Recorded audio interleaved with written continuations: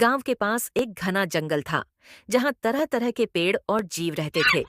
गांव के लोग उस जंगल से लकड़ी, फल और औषधीय पौधे लाया करते थे। लेकिन एक रहस्यमयी बात यह थी कि जंगल के बीचों बीच एक बड़ा सोने का पेड़ खड़ा था।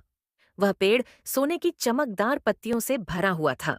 हालांकि कोई भी व्यक्ति उस पेड़ के पास नहीं जा पाता था, क्योंकि पेड़ के चारों ओर एक अदृश्य शक्ति उसे छूने से रोकती थी। लोग दूर से उस पेड़ को देखते और उसकी सुंदरता की प्रशंसा करते। गांव में एक युवक था जिसका नाम मोहन था। मोहन मेहनती था, लेकिन उसमें एक कमी थी। वह बहुत लालची था। वह हमेशा सोचता था कि अगर उसे सोने का पेड़ मिल जाए तो वह जल्दी से अमीर बन सकता है और जिंदगी ऐशो आराम से जी सकता है। उसने कई बार उस पेड़ के पास जाने की कोशिश की, लेकिन हर बार वह अदृश्य दीवार के कारण असफल रहा। एक दिन मोहन ने निश्चय किया कि वह किसी भी कीमत पर उस पेड़ की पत्तियां हासिल करेगा। उसने जंगल के बुजुर्गों से पूछा कि आखिर वह पेड़ क्यों छूने नहीं देता। एक बूढ़े साधु ने कहा, यह पेड़ केवल उन्हीं को अपनी पत्तियां देता है जो लालच से मुक्त हों और सच्चे दिल से इसे पाने की इच्छा रखते हों। मोहन को साधु की बातों पर यकीन नहीं हुआ। उसने सोचा कि यह सब झूठ है। उसने जोर देकर पूछा। क्या कोई तरीका है जिससे मैं इस पेड़ की पत्तियां ले सकूं? साधु ने मुस्कुराते हुए कहा, पहले अपने मन का लालच त्यागो, फिर यह पेड़ तुम्हें खुद ही पत्तियां देगा। मोहन ने मन ही मन निश्चय किया कि वह साधु की बातों को नहीं मानेगा और अपने तरीके से पत्तियां हासिल करेगा। उसने रात में जंगल में जाकर पेड़ को काटने की योजना बनाई। रात को मोहन कुल्हाड़ी लेकर जंगल पहुंचा। वह धीरे धीरे पेड़ के पास पहुंचा और जैसे ही उसने कुल्हाड़ी चलानी चाही, पेड़ ने अचानक से एक चमकदार प्रकाश छोड़ दिया। मोहन की आंखें चौंधिया गईं और वह घबराकर पीछे हट गया।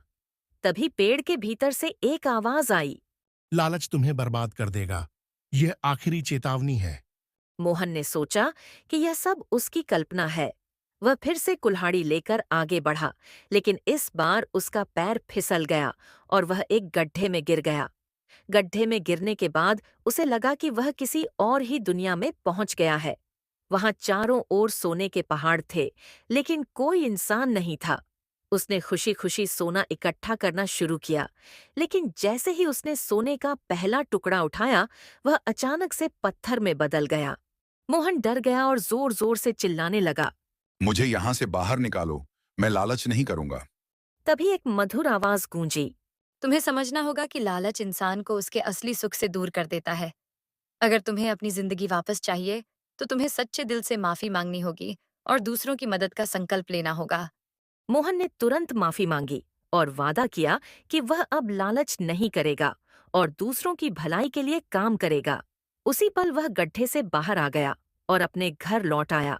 अगले दिन मोहन ने अपने जीवन में बदलाव किया।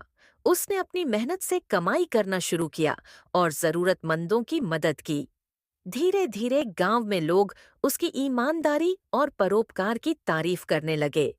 मोहन को अब खुशी महसूस होती थी, क्योंकि वह जान चुका था कि सच्चा सुख धन से नहीं, बल्कि अच्छे कर्मों से मिलता है। कुछ महीनों बाद मोहन फिर से जंगल गया। इस बार जब वह सोने के पेड़ के पास पहुंचा, तो अदृश्य दीवार गायब हो गई। पेड़ ने अपनी एक पत्ती नीचे गिराई, जो मोहन के लिए एक उपहार थी। मोहन ने उस पत्ती को उठाया और साधु के पास गया। साधु ने मुस्कुराते हुए कहा, अब तुमने यह उपहार कमाया है। इस पत्ती का इस्तेमाल दूसरों की भलाई के लिए करना। मोहन ने उस पत्ती को बेचकर जो पैसा कमाया, उसका इस्तेमाल गांव के गरीबों की मदद के लिए किया। धीरे धीरे मोहन एक मिसाल बन गया और लोग उसे उसकी ईमानदारी और उदारता के लिए याद करने लगे। इस कहानी से हमें ये शिक्षा मिलती है कि लालच से कभी किसी का भला नहीं होता। सच्चा सुख अच्छे कर्मों और दूसरों की भलाई में ही है।